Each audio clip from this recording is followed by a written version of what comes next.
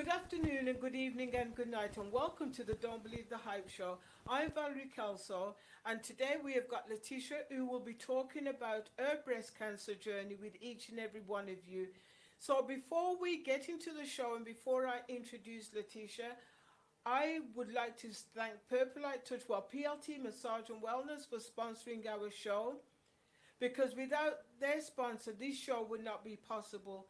If you would like to sponsor our show, please feel free to come on or just say, I would like you to be able to put a little bit about your business. And yes, there's going to be a small cost, but of course, everything in life isn't free. So, without further ado, let's get into our show and let's find out a little bit about Letitia. Letitia, please tell the audience a little bit about yourself. Well, hello. My name is Letitia Smiley, and I am here today to talk a little bit about my cancer journey and how it started and how it affected me. And hopefully, I can share some useful and prominent information that could help either you, your family member, or someone in the community. This happened to me not circumstantially. I've had a long journey not only with myself but with my family, and so we'll be talking about some things that happened to me, and we will try to kind of bring it down to earth so that you could understand in regular terms. Hey, what's going on? What should I ask? What is this thing that we call cancer? So, as you've just heard, Letitia, so Letitia, when was you diagnosed with your breast cancer? I was diagnosed with stage 3B cancer on November the 22nd of 2022. And how did you feel hearing that diagnosis? Um, Actually, when I heard the news, I had family with me. Um, my father was there and my aunt was there, and I got a telephone call um, from a radiologist who called me back. Actually, he told me that he would call me back between, I think it was 3 and 5 on this particular day to let me know. So I was expecting the call. And when I got the call, I answered it, and I remember his name was Dr. W. That's what I called him. And Dr. W was like, "Hey Letitia, I just want to let you know that it is cancer, and we found that out, and so we are going to have to, come up with a treatment plan, and I'll send a referral to an oncologist." Um, when you hear those words, you're not prepared for the emotions and the things that are going to come with it. And so I hung up the phone, and I'm like, okay, really, God? Here we go again. Like, why? Why me? Why now? And I was very upset. I started crying. My aunt and my dad tried to console me. Just being transparent, I walked out the house, and I just had to go walk, and I had to get some a fresh breath of air. But I was talking to God when I was getting that fresh breath of air and crying like I just couldn't believe, like, what is it that you want me to get out of this, and why are you doing this to me right now? So you said something, why you, Hmm. right? Again, and I'm thinking, so did you have breast cancer before? And how did you find out that, was it just a regular checkup? How did you find out you had breast cancer? So I'm giving you two questions there. Okay, so why me? Mm-hmm. The first question, why me? It's funny that you ask, why not me? Is how I see it on this side of the journey. But when I said that at first, it was because I had recently, 2 years ago, prior, fought the battle with my mother. And my mother was diagnosed with breast cancer as well. And I was her caregiver. And so I shared the journey with her care, with her treatment, with the sicknesses, with the surgeries, um, all stayed away. And I was here in Fort Worth, Texas, and she was in a town called Mer Rouge, Louisiana. And so that's why I said, why again? Why now? me, Okay. really. See, because I just wanted the audience to understand because it sounded like you had it again, you had it previously, and but It it was wasn't because you had it previously, it was because you had already gone through this battle with your mom. correct. So how did you find out that you had breast cancer? Well, I found out I had breast cancer through my regular screenings. Okay. And as you know, regular screenings consist of a mammogram. And so I was doing my annual mammogram, and that's how I found it out. So, Letitia, what is a mammogram? Okay, so Mm-hmm. a mammogram is just when an individual goes into the office, and it's like they have a camera or a few different types of cameras. And what you do, you go into the exam room, and they actually have you place your breast kind of like on a little screen or box. And they take pictures at different angles. In the pictures, mammogram, you have those rays going through so they can see if anything is actually there.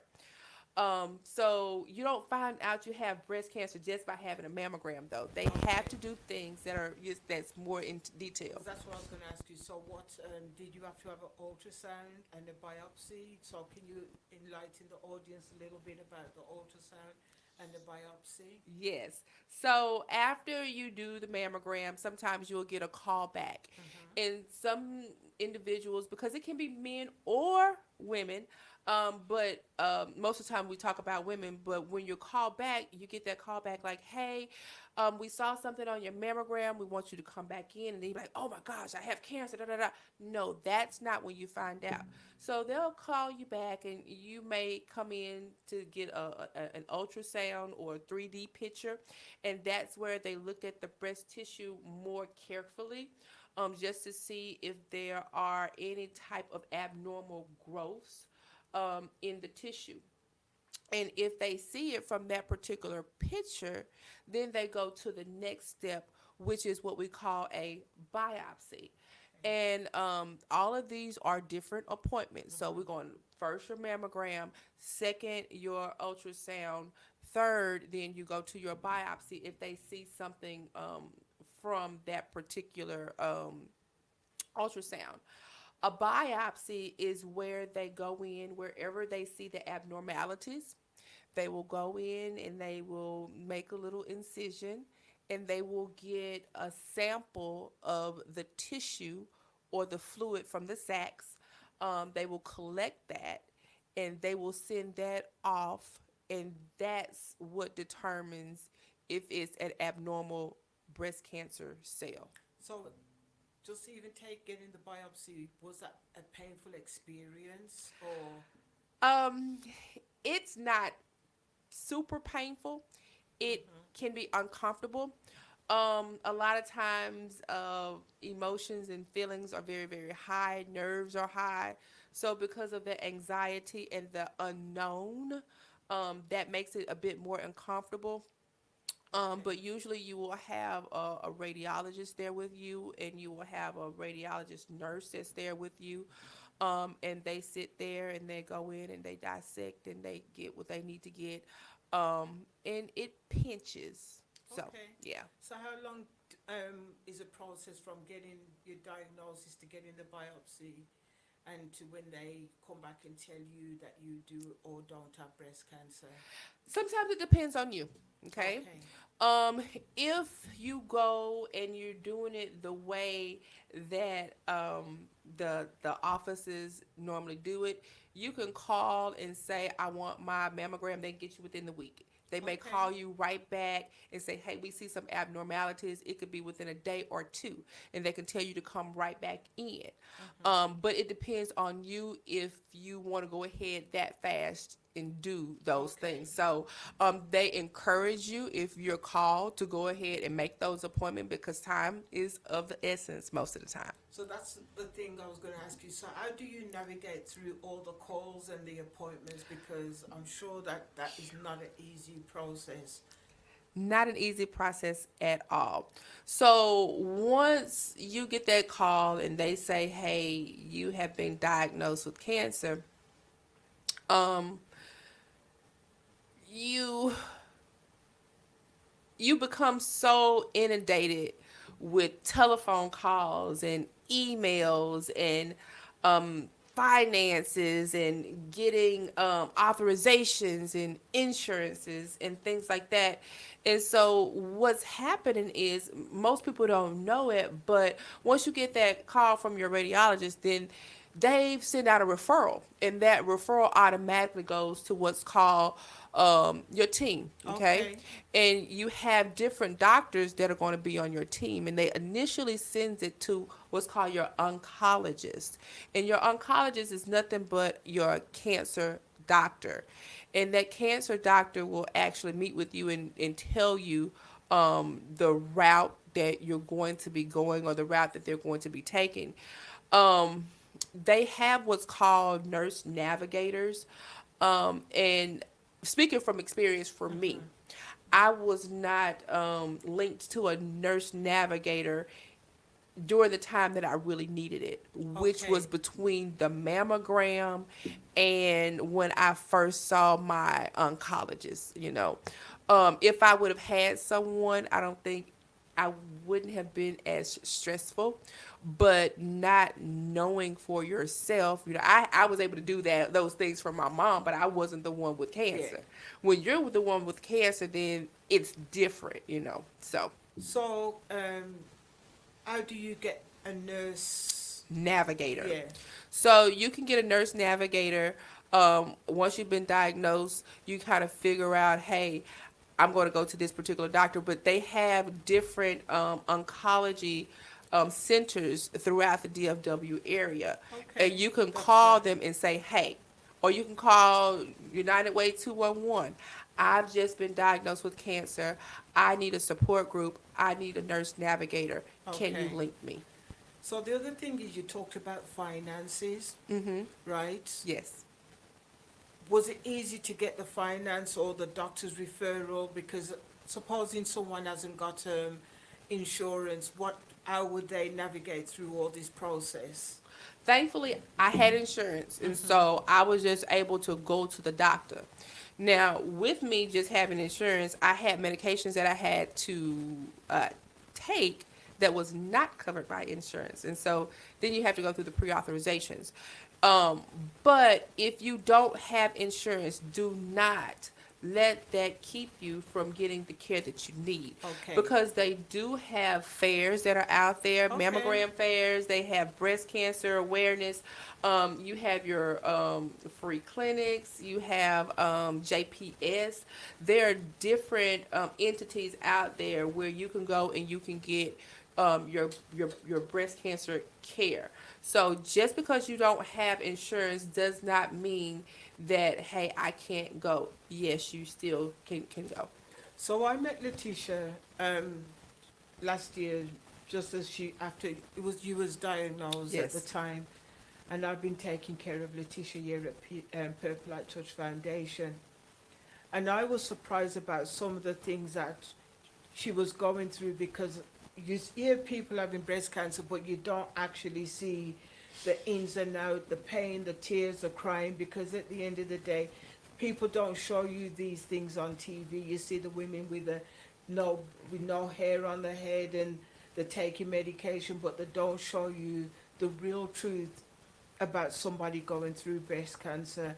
And I know that you had chemotherapy. Correct. So, what is the process of having chemotherapy? I'm going to go through each one, the chemo, the radiation, Okay. and the mastectomy. I'm going to go through all that, but I just want you to highlight what is chemotherapy so people can see the stages of cancer. So, a cancer is just an abnormal cell that's in the body, and that abnormal cell tries to take over all of the good cells in the body. And in order to fight off and ward and kill that, most doctors, depending on what stage you're in, they will come up with a treatment plan. The treatment plan of chemotherapy is very daunting task. It can be. When you think of chemo, I want you to think of the word or the letter C. C meaning chemical, chemical equaling chemotherapy. Okay. Chemotherapy is just a drug. It's actually a poison that's put into the body to try to kill off any cancer cells or free floating radical cells that can be Okay. going throughout the body. Chemotherapy is not, they have different types of chemotherapy, some that you can take by mouth, Mm-hmm. which is oral, which are pills. But the chemotherapy that I had to go through was intravenously, and that's Okay. where they go in and they put an IV in you, or either they will put it in the port, and you have an IV bag of this chemotherapy, and it Okay. drips. And it can be anywhere from, you may have one bag or 4 or 5 bags a day to Oh get. wow. Chemotherapy is usually done every week. When you go in for your infusion treatment of chemotherapy, it can be anywhere from an hour to 8 hours a day, Oh wow. That's just a long depending. time. Oh, it's a long time. You Yes. know what I'm saying? So the other question is I wanted to ask you now, what is a lumpectomy? A lumpectomy is, if you've been diagnosed with cancer, um, sometimes they will do treatment, and after the treatment, they will go into the area where the ultrasounds and the mammograms found the tissue, and the doctor will you will go into surgery, and they will actually cut out the area where that cancer is and where Okay. that cancer is sitting. And so that's a lumpectomy. Think of the letter L, and you are taking a portion out. You're taking a portion of the tissue out where the cancer is actually sitting. Okay, so that's what that Okay. is. And radiation. So before we go into the radiation, I saw you go through your radiation and it wasn't pretty. No. People, you don't even realize the ins and outs a family member has to go through when it comes to cancer. When Letitia came in here, I hope you don't mind me Go sharing. ahead. She had, her back was burnt, and that was from the radiation that you just had. And she was in a lot of pain. Hmm. And it's not a nice process because I'm only seeing this for a couple hours. Imagine being at home and you probably are by yourself. Luckily, she had myself, who she could come into at any time. She's only got to call me, and I'm there for Letitia through the Purple Light Touch Foundation. This is where we work with women and young girls who are recovering from domestic violence, abuse, sex trafficking, any life altering situation, Hmm. even cancer. And we give treatment for free or at a reduced cost. That is what we do here at the Purple Light Touch Foundation. And that's where Letitia came through. And so we're always looking for sponsors, and we're always looking for donors who could help offset some of the costs so we can be able to treat people like Letitia and some of the other ladies that have come through our foundation. So when Letitia came in and I saw the burn from the radiation, I was really surprised because that was the first I've seen it. Because usually they'll sit up, I do my thing, but today, the time when she came in, it was a different thing. Hmm. Um, she didn't even come in to get a massage at that time. She just came in. I said, "Okay, Letitia, we can't send you out the same way you came in," and Hmm. I navigated and we tried to help her to reduce some of the pain from and the burning from that radiation. So I would like you to tell the people a little bit about the radiation and what it entails, and because like I says, I didn't know, Okay. you know what I mean? So So with thank you. radiation, it's different from the chemotherapy. Side effects from chemotherapy can be Mhm. that hair loss and diarrhea and not being able to eat and insomnia, things like that, Mhm. weakness. But with radiation, I want you to think of radioactivity. That's poison, that's burning as well, right? And I want you to think of x-rays when you think of radioactivity type things, and that's what radiation is. It's almost like you're going in to have maybe like an MRI. Sometimes when you go in to get X-rays and you have to put the protective covering over Yes. you. Well, when you're receiving radiation, you get on that table and you don't have any protective covering. And what they usually do, wherever the cancer is, they will do what's called mapping. And mapping is where they have a computer screen and they'll put it on your chest or wherever the cancer is, and they will pinpoint the degrees of where they're actually going to kill some more cancer cells. But they do it by laser, they do it by Okay. radiation, they Mhm. do it by rays, R. Okay?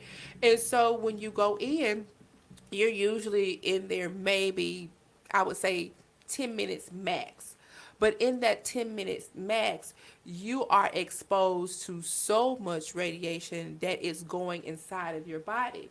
And it's pinpointed for that particular area, but it actually can cover a vast area. Okay. For me, what it did, it covered my whole right side, upper. It covered my shoulder. It went around my backside. And it even actually burned my wrist, and that was a tendon. Okay. Most people don't even know about that, but sometimes the way that you have to hold your hand or your body, it can get on other body parts, and Oh it can wow. be and the burns when you're going through the radiation, like I had to do it for 28, 29 days, 28 sessions or whatever it was. Initially starting off, it was okay. I'm like, oh, this is a piece of cake. Well, I go through week 1, okay, week 2, okay, week 3, okay, come to week 4. I'm like, okay, I'm getting a little crusty here, and it's starting to burn, and they told me after I finished, it would be worse than what I was going through. And Oh, it actually that's got darker crazy. and darker. That's yeah. And so what you saw was the burns on top of my body, but I was actually burned in the inside as well. And you see, and that's why I wanted Letitia to come back on our show, and we are going to get someone else to come on to talk about it on a different perspective. But they don't show you these things Mm-mm. that people what people are really going through. And earlier on, I'm going to jump back a little bit before I ask you your another question. Okay. You mentioned about your mom having breast cancer. So, do you advise people to have genetic testing? Yes. Um, I do advise people to have genetic testing. And I say that because we as people sometimes we don't know our family. We don't know where we come from. We may know mom, or we may not know grandma. We may not know granddad, or we may be with a blended family, things like that. You may be adopted, and you don't know what's really going on. So they have what's called genetic testing, Okay. where you can get a swab, and what they do is it's just a Q-tip. They go inside the jaw and they get some of your DNA.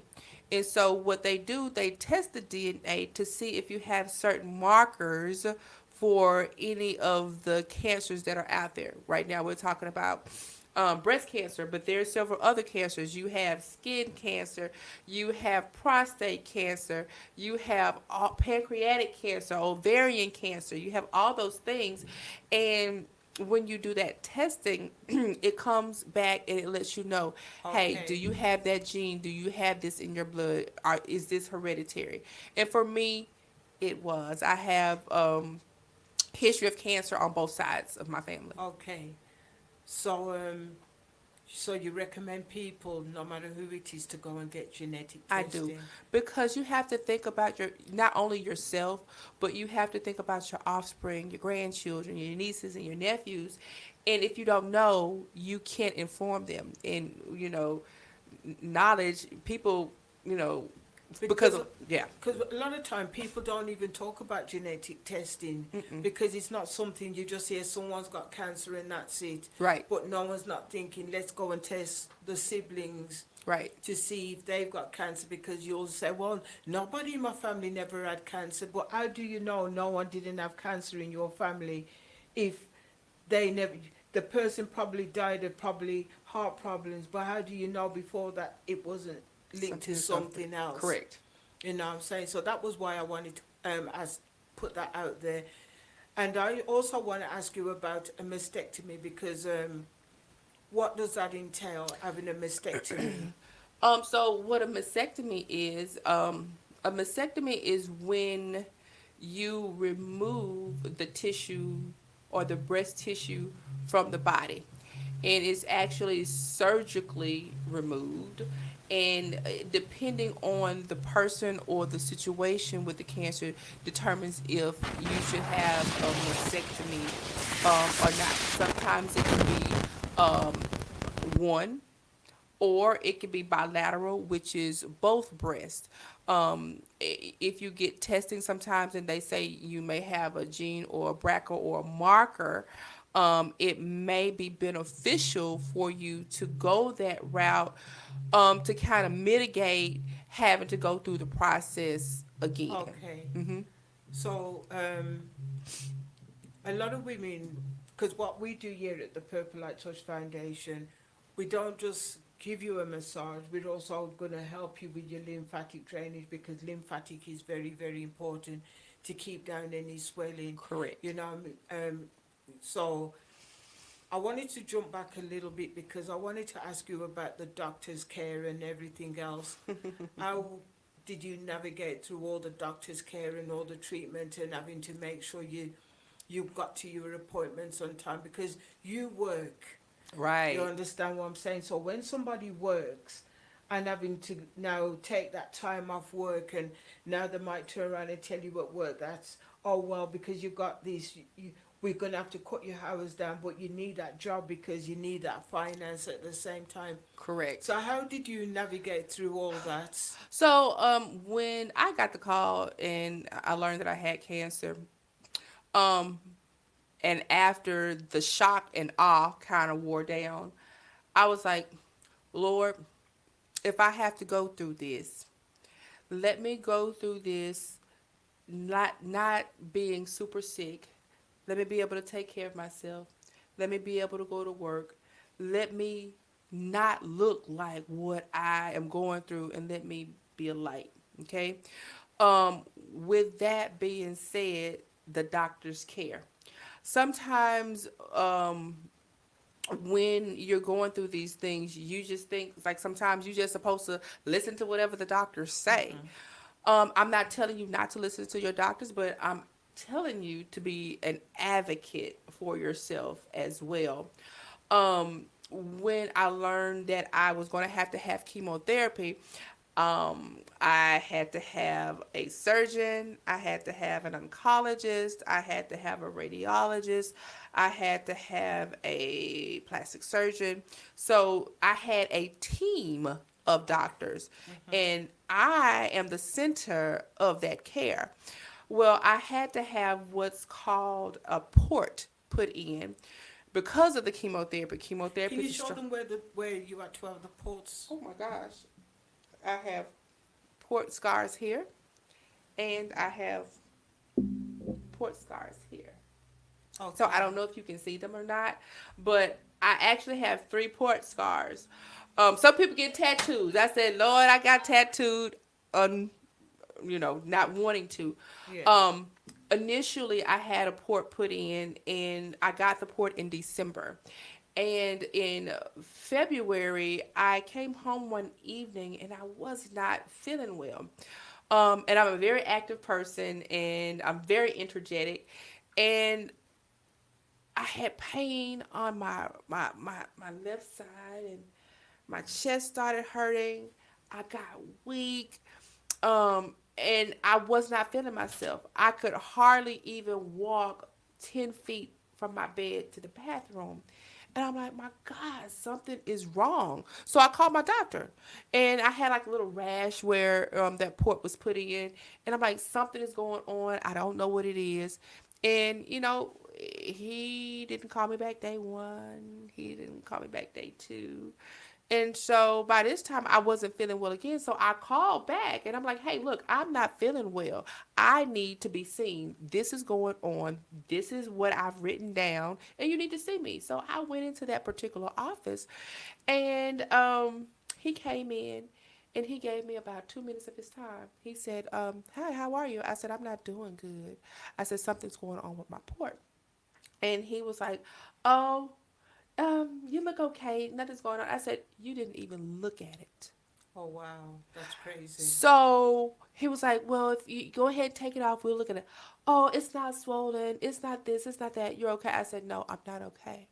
And I said, I need to know what to do. I said, because I know my body. And I Yes. said, if you don't treat me, I'm going to go over to the emergency room. He's like, no, no, no, you're not going to the emergency. I said, yes, I will. He's like, they're not going to see you. I said, somebody will. And so at that point, I said, I need to do a dye study. And he was like, well, I'll send you to get a dye study. But if, in fact, the dye goes through the port the way it's supposed to, then I will not clear you for it to be removed. Okay. Well, I went to get the dye study in Mm-hmm. February, and I was with the technician, and he said he was a doctor, not a technician. He was actually a doctor, and we were looking through, and I could see on the screen because I was awake when they put the dye through, and it went through perfectly. And he was like, "Oh my gosh, it's going through perfectly." He says, "But I'm looking at you, and just from looking at you, I know that something's wrong." He says, let me call your doctor and let him know that it went through and the dye is okay, Yeah. but you're not looking okay. And I said, okay, go ahead and do that. And so he went and he made the call, and the doctor says, I will not give the clearance for that port to be removed. And I had a friend who was with me. And at that point, I was kind of devastated because I didn't want to go home hurting anymore. And I Okay. really feel to believe if I would have gone home, I could have died that particular night. But the man came back in, the doctor who was doing the dye study, and I looked at him and I said, sir, I said, he's no longer part of my treatment team. I said, if I need that care and you think I need that care, I need you to take that out of me right now. And he says, okay. It took him about 15 minutes to take it out. They put me to sleep. It wasn't deep sleep. I woke back up. Everything was okay and normal. I was having an allergic reaction to the port that was inside of my Oh, body. that's nobody but God. I love saying that line. Yes. Nobody but God. You know what I mean? So, is there um having you've got to be your own advocate. You've Hmm. got to know. I tell people all the time, even when I'm giving them a massage, Right. you've got to know your Your body. body. If you don't know your body, then you don't know who you are, Hmm. because it's important to know when something is going on. Correct. You understand what I'm saying? So your diet, how does what's your diet like? Because we met, and Hmm. So the diet. supplements and things like that. So how are you navigating through that side of things now? So I have to eat more healthy. For one, sugar feeds cancer. So I've had to cut out a lot of sugars. When I was going through treatment, I hardly ate any sugar. I increased my water intake because the body is made up of mostly water. That's what your blood is. And so I started drinking pH water, 9.5 alkaline, because those cells cannot live in an alkaline, environment. I had to cut out a lot of red meats and meats. I had to eat more leafy green vegetables. Everything that is from the earth is good. Um, if it's of a seed, it's good for your body. It's when we start consuming additives, sugars, meats that's been processed, because yes, meats are out there being processed every single day. If you look at a raw piece of meat and you're cooking it and you see some fat on there, or you see like a little discoloration or a pus pocket in there, a lot of times that's cancer in animals. and we are actually ingesting that stuff. And so we have to be careful of what you're putting into your body, because your body is temple, you know? That's right. Yeah. So those are just some things I wanted people to know about cancer. One of the biggest things that I really would love for you to tell people, what is it about having a positive outlook on an attitude? Like I said earlier, I said if I have to go through this, um, help me to be happy. Help me to be peaceful and joyful through this. Did I hurt? Yes. Um, was it difficult? Yes. Um, but what you speak, most of the times you become. And so what I said, people were like, oh, I was like, well, I was diagnosed with cancer. I don't have cancer. They just said I was diagnosed. I said, but I know who my Savior is, and I know that I was redeemed, and I know that by faith I was healed. So even though you said that I knew that I knew that I was going to come out, and I knew that I was going to be healthy. I knew that I was going to be whole, and I knew that I was going to have a story to tell, you know. I've So, told Letitia she needs to write a book about her journey, because people really need to know the real truth of vomiting and all the rest of it, not just people going out and putting on a wig, because that's the least part of having cancer. It's all the trauma and all the stress that it puts on the body, not just the body, also on the family members. And so before we leave, Letitia, I would like to ask you, what does Don't Believe the Hype mean to you regarding your situation? don't believe the hype to me is truth. Truth and love.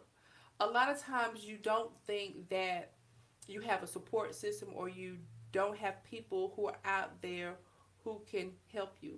Me, I had the superwoman complex. And you don't like to help, you don't like to ask for help. But if you're in the right place at the right time with the right people, um, they can actually help through. So don't believe the hype when you think that you're out there and you're alone. Reach out, and don't be afraid to reach out, because if you don't reach out, then your body actually that help the pain. It's not hype anymore. It's truth. So that's it's truth to power. Thank So I you. want to say thank you, Miss Valerie, for your truth. And we are going to have a little bit more on this subject, because we're going to look at this from a man's perspective. So tune in, and you will hear a different side from a man who's gone through his own cancer journey. And I would like to tell all the people out there who have been listening, thank you for tuning in each and every week or whenever we put the show out. And we will see you back all soon. You have a wonderful and blessed evening. Thank you for having me, Miss You're Valerie. welcome. And now thank you for coming on to our show. All right.